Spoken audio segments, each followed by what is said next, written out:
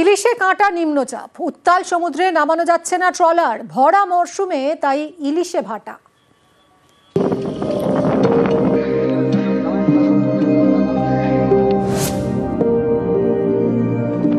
বর্ষাকাল, ইলিশে কুঁড়ি বৃষ্টি, ভালোই ধরা পড়ছিল ইলিশ, কিন্তু এরই মাঝে কাঁটা হয়ে হাজির নিম্নচাপ, তাই ইলিশ ধরায় ভাটা।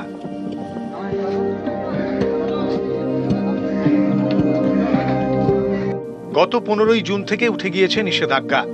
তারপরেই ইলিশ ধরতে সমুদ্রে রওনা দেন মৎস্যজীবীরা। প্রথম কয়েকদিনে কয়েকশো টন ইলিশ জালে ধরা পড়ে।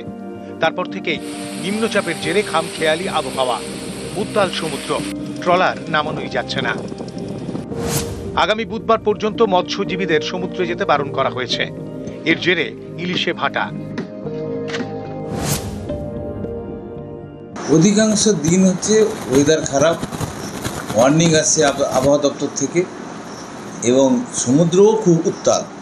সেখানে কিন্তু আমাদের সমুদ্রে আমাদের ফিশারম্যানরা ঠিকমতো মাছও ধরতে যেতে পারেনি। সে কারণে কিন্তু এই ঘাটতিটা পূরণ করা সম্ভব হচ্ছে না। তো আমাদের ফিশারম্যানদের বহুত ক্ষতি হচ্ছে।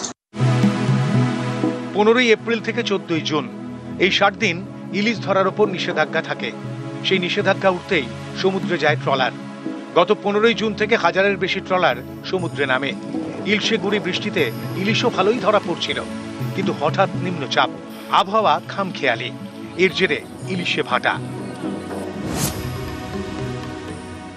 এখন যে ওয়েদারের যে অবস্থা, এই বাতাসের জন্য প্রচুর লস।